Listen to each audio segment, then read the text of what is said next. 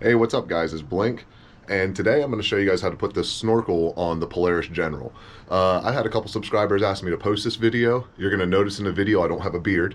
I shot this a long time ago and it kicked my ass, frankly, so I never posted the footage. I got frustrated and I never wanted to watch the footage again.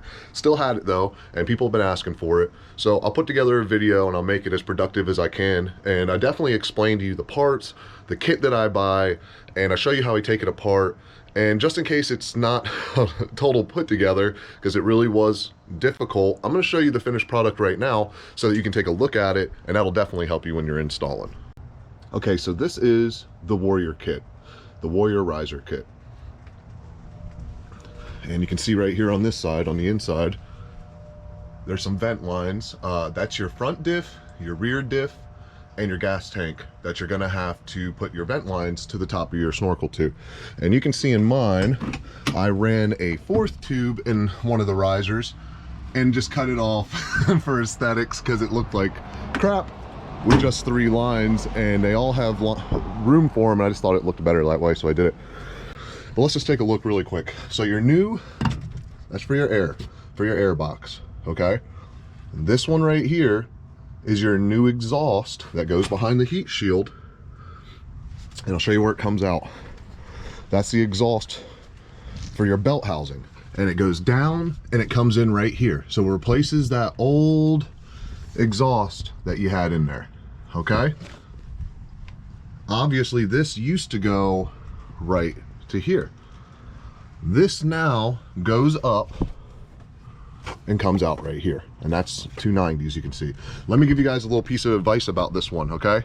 You can see right here, mine's kind of squashed because you have to cut this and attach it to the pipe that they give you. You maintain the old one. This is going to really help you. Put this one in first before you cut this tube. I cut mine a little bit short. I kind of guesstimated where it had to be cut, and then it's kind of squashes, and I haven't done anything really about it yet because it could still breathe, but I would much rather prefer it was a little bit longer so I didn't run into this. Lastly, we've got this that comes in and it vents right up here. All right, so we'll jump to the video. It's starting to rain out here and it's cold, so I'm gonna go inside, but I hope that at least gives you guys a little view. And you're also gonna need a hole saw too. I bought a hole saw, I measured to the center, and I laid those out as best as I could. But I hope you guys enjoy the video. I hear that there's not a lot about the Polaris General online that you can find with the snorkel, so I'll put together what I got and I hope it helps you.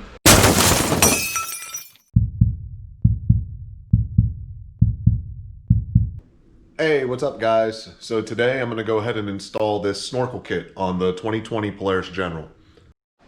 All right, so originally when I said I was gonna make this video, I said that I was going to move the snorkel to either side because I had a spare tire in the back. You can see it's over there against the garage. I'm not going to do that because if you guys look at all this kit, I'd have to fabricate this piping that's already glued together and stuff. And nah, I just don't feel like doing it. So I'm going to do it the way the directions say it, and I'm going to make a little tutorial to help you guys as you're doing it. So let me get some tools out and we'll get started. So my buddy who installed these for a living, works on UTVs for a living, told me that this was the best kit. The Warrior riser kit from Snorkel Your ATV. So that's the kit I went with. I went ahead and I laid out all the parts first. So I will go through the directions and just be sure that I got all those parts. But they sent me a sticker, so I'll go ahead and add that to the collection of upgraded parts on the fridge right here, which is pretty much what all this is. I'm gonna slap that around right there. There we go. Warrior, there we go. All right guys, so what I've done here is, first they say you got to take these parts, but before I did that I just checked to make sure I had the parts with my snorkel set. So go ahead and lay them out just like they've got them in the picture. That's what I did. It might kind of dummy it down as we get into this, but you got 8 of these couplings right here. Make sure you have those. You have 2 of these larger reducing couplings, and then obviously total you've got 1, 2, 3, 4, 5, 6, 7 of these tubes that should connect your snorkels down to whatever they are venting. So go ahead and lay that out, make it easy for yourself. Should also have a little bit of this thermal tape or whatever, heat reduction tape, and some zip ties. So the first thing they want you to remove, it doesn't really explain to you what needs to be removed, but I'm gonna go ahead and point this stuff out. I just kind of investigated a little bit. So this top piece right here, that's this piece right here. So that's gonna be one of the first pieces we take off. And all it is one of these clamps. So you just need a flathead screwdriver to get that off. Then you got right here, looks like the exhaust for the belt. That's gonna be on the other side, and that's gonna be more difficult to locate, guys, if you don't know where it is already. But that, if you get in here, there's your CVT. I'm gonna go right under this. That's right here. So that's the exhaust, and it goes up to here. You see this? It's hard to see, but it's right here. That's your exhaust. So that's gonna come off. And then they've got a couple other little tubes. I think this is what feeds the exhaust, but we'll figure it out, guys. I'll take it all off and I'll make sure you see. Now, one thing I'm already seeing is it says silicone, the pinch valve under the airbox. It didn't come with any silicone for me, so either I got gypped or it just doesn't come with it, so be prepared for that.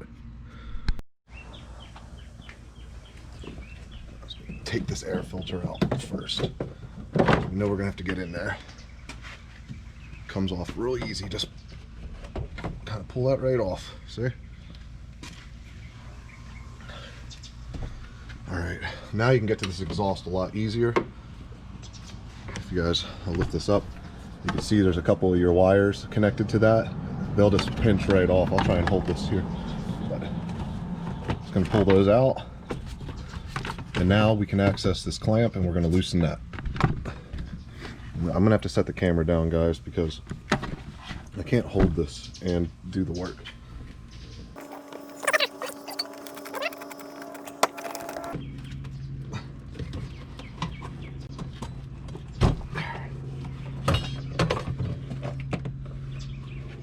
Oh yeah, look how much mud I've got on that. I'm sure that's sucked up some stuff. So that's clearly this first part right here. So let's go to the other side and get this off, because those are the two parts that I'm definite about. And this one is kind of in a, let me see if I can spin that. I can't spin that, of course. I'm gonna get some pliers because it's probably hard to see, but up at the top, it is difficult to get to this because they put it on the wrong side, unfortunately.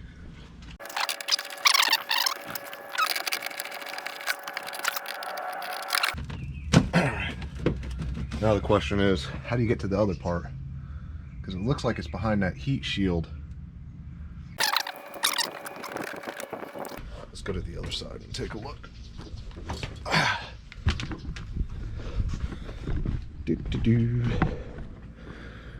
So, yeah, it's fed behind that heat shield right here. And this is that other part that's got to come out right here. I can already see that. So we'll take this off, and then maybe I'll have access to the next piece behind it.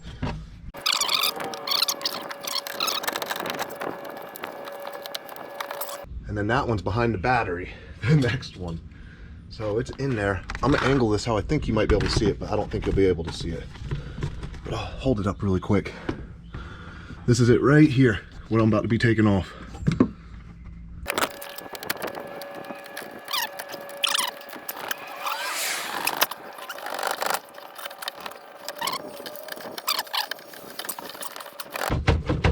You sack of shit. Got it. Son of a bitch. All right. Whew. All right, that's two of the parts out, but what else are they saying? There's like a little 90. And oh yeah. So that little 90 that you guys are seeing attaches that flat, weird piece that goes up to your air box down here. So I'm gonna go ahead and take that out.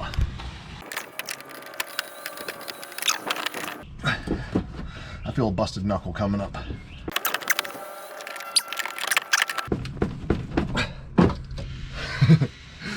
Oh. Ugh.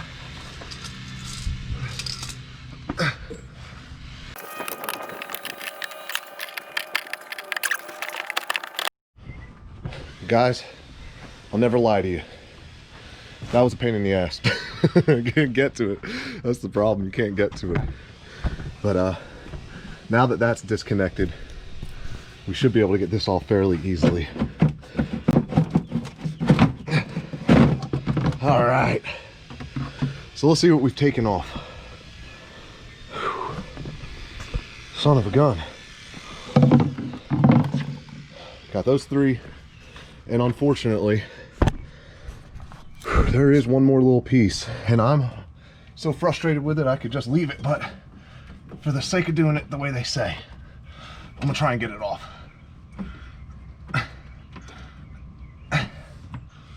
Because God knows I'll probably need the clamps or something.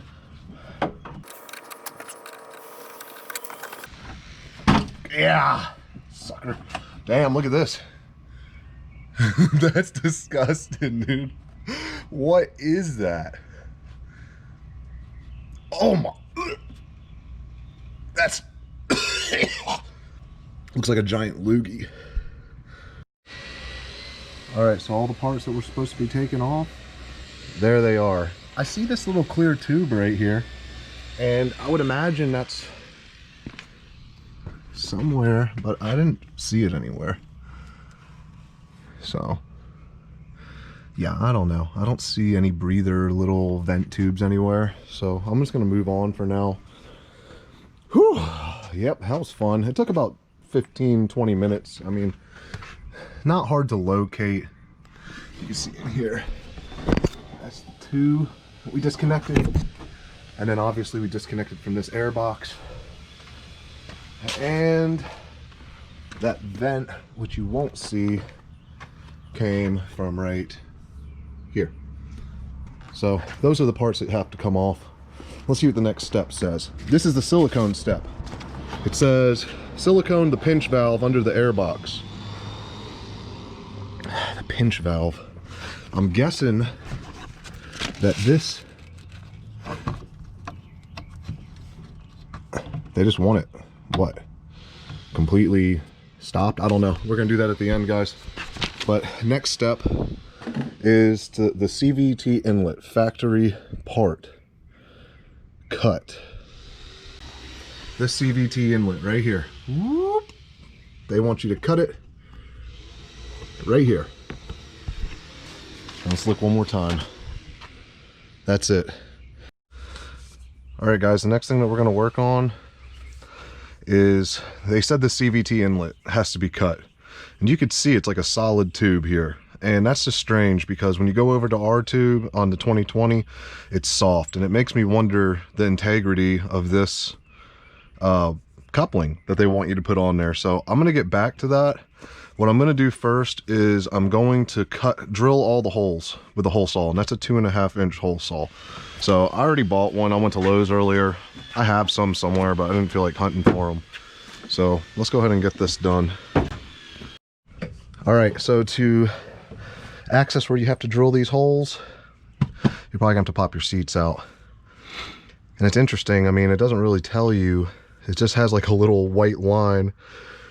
21.5. So I'm gonna guess that's from the edge of this plastic. I'm gonna see how that falls. Oh, so 21.5. And the other one's at 18. Let's measure the other side. And going off of that edge of that plastic again, 21.5, 18.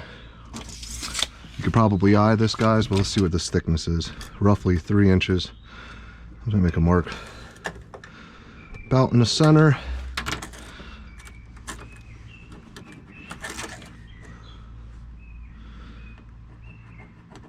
All right. Guys, be careful. This is plastic soft and it'll grab your bit. That's what just happened to me.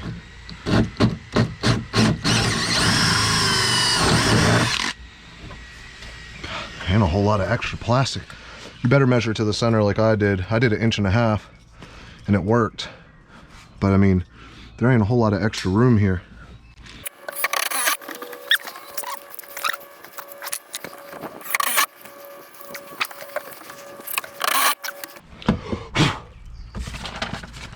Holes are drilled. All right, CVT inlet. Let's get to that.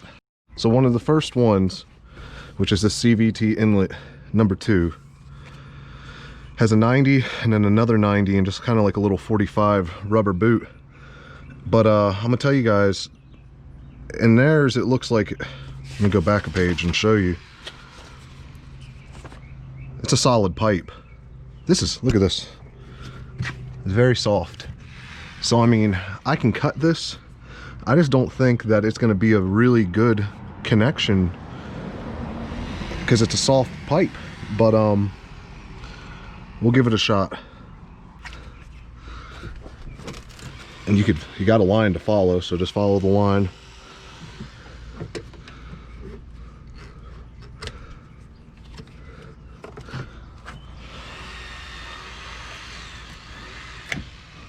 Hello. All right, so that's off, and there's just a little hose clamp holding that on, so let's go ahead and get it out the way. Right here.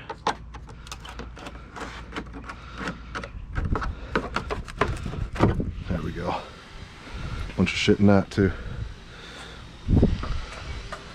That's where they wanted that cut. I'd feel a lot better if it was a hard pipe going in that, so hopefully it is. All right, so the next part is going to be here. You can see you've got the CVT inlet number 2. It's got a 90 with a long straight with another 90 with a short 45. That's this one right here. All right, and it goes over just like this right here. And hell, if you follow their measurements, look at that. That's pretty damn good, I won't lie. I think I can do is, let's get this in here. Oh yeah, that's what we're gonna do right here. And grab one of these, loosen her up. And be strategic with your placement of your screws for your clamps. Make your life easier, that's all. So I'm gonna put this up here.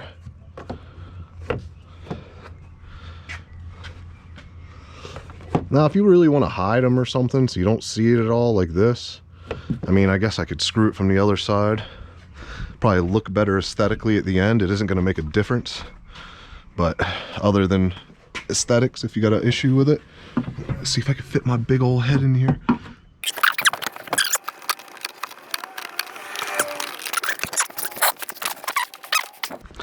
All right, we'll mess with the top in a minute.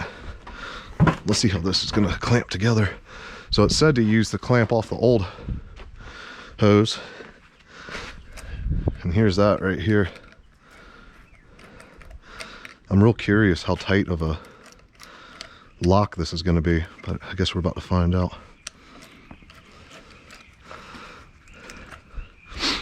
If I don't like how tight it is, I'm sure there's something I could do to make it better. All right, put your hose on, your clamp on first, guys. Like I almost made the mistake. And make sure when you put it on, it's how you want it facing for when you tighten it.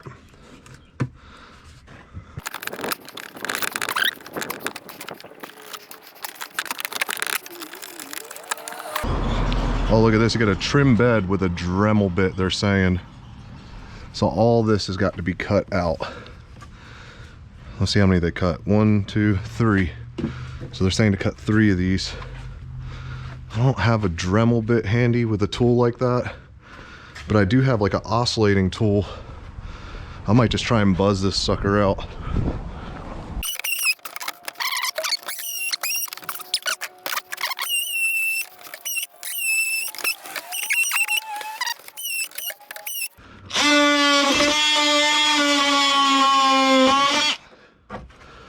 All right, that's gonna be that. All right, so let's just go over a few things. I didn't do the entire video installing it, it was really hard to get an angle, and honestly, quite frankly, it fought me the entire time. These pipes are all pre-glued, so you have to kind of angle them and fight with them to get these snorkels to fit the way that you want them to. But now that I showed you the first inlet, which was this pipe, I want to mention that this is squashed because I cut it a little bit short. So when you're cutting this tube, make sure that you cut it as high and as close to the part that turns into this original vent. So give yourself as much room as possible. That'll give you a little bit of slack and it'll push this down. Another thing that I noticed is I had to mess with my clamps a little bit after I installed this, because the hard pipe was pushing this belt housing down and it was rubbing my clutch at one point. So when I first started it, I heard a noise, I freaked out, and it turned out I just had to make sure everything was tight as it could be and cheat the housing up a little bit, because the pressure of the snorkel kit was pushing down on it. So really, once you get everything disconnected, it's just a matter of lining these pipes up as the directions tell you. And you can see I strategically put some zip ties in to keep them tight as I could, and just make sure all your clamps are accessible when you're tightening. I keep saying that in the video, but it really does make your life easier. The last step after you have all these pipes, and let's not skip the one that's going to be the biggest problem, which is the pipe that goes behind the heat shield. And this is actually your exhaust for your belt housing. My tape is way too high. When you tape it, I taped it after, and that's why I ran into this issue. Tape it beforehand, and you can see right here, if you look in here, what part of that snorkel is behind the heat shield, and that's after your second 45. So at 45's down, and then at 45's over. Tape it there, because that's where the heat's going to be. I haven't had any issues, but I want you guys to get it done right, and that's where that tape is intended to be. And the very last riser snorkel is the easiest one. Save it for last so you can celebrate, and that just goes right into your air box. Now once you got all your snorkels in, I noticed, and I fought it a little bit, and you can use some zip ties, but they're very loose. I'm just going to show you this. Now mine don't sit perfectly even. I'd like for them to, but they move around as you jump around, because that's just a rubber boot. And I originally had zip tied them to this, and they rattle. So I just let them sit, and they don't rattle at all, and they're pretty even, and it doesn't bother me. And you can see it is a tight fit after you cut that too. But let's get to back to the other side one more time. And this is on my wire.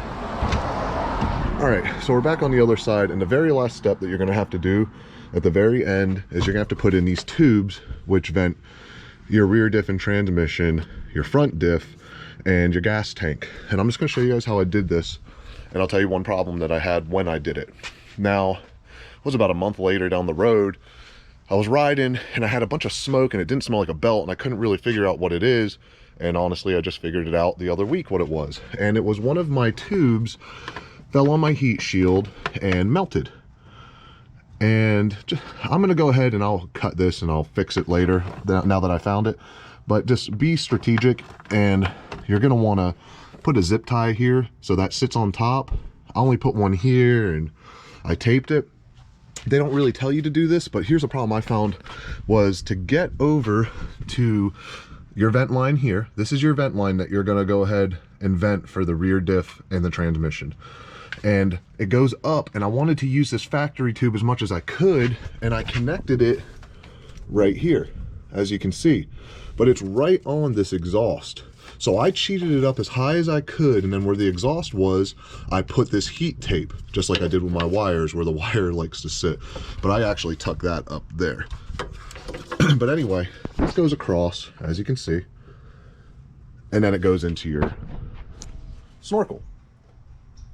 Now, the front one, I ran, you can see it's behind the heat shield, and I ran it down the body, down the frame, and that one comes out, so you're gonna need a lot of tube for this. I ran it up here along the frame, and then I connected it right here, still following it, and it comes right down to here on your front diff. And that is the vent line for your front diff. The very last one is your gas tank. And your gas tank has a vent line And I believe this is your vent line. But instead of running it all the way here, it originally vents to the other side of the machine over here. And it vented right here. And it was just, you know, it was clamped on top right here. So what I did is, they come with these little plastic inserts. I just ran a little bit of tube here and I connected into the original one, and it's worked for me. I'd say all in all, this install is going to take you a few hours. Certain parts fought me more than other parts fought me. It made it kind of hard to film, but the takeout was probably the most difficult part, figuring everything out. Once you figure out where everything goes, it's not so bad. But I'm gonna go ahead and close this. Let me get this wire because I want to show you guys one more thing. When you glue these right here, make sure that your exhaust for your belt housing does not have the film in it. It needs the breathability. It's not supposed to have it. And other than that, that's it. Your snorkel's in. Simple process, difficult places to put it in at. But I was a little concerned when I did it. I talk over and over about the soft tube that went into the belt housing. I have sunk this thing up to the steering wheel, and I mean, that's completely probably chest high inside of the General and been bone dry inside of the belt housing and stuff. So the Snorkel, the kit works. It's a great kit. I haven't had an issue since. I haven't had an issue with water getting in it. The only thing I have noticed is when you wash it, maybe throw a towel over your snorkels, because if you do spray direct water, it will get some moisture inside of there. Another thing I did was, they tell you to silicone that pinch valve in the pinch valve in the air filter. I ended up not siliconing it because honestly, my machine sits so high. I mean, you'd have to be in, look right here, that's up to my chin. I'd have to be in 5 foot deep of water for water to get into that pinch valve.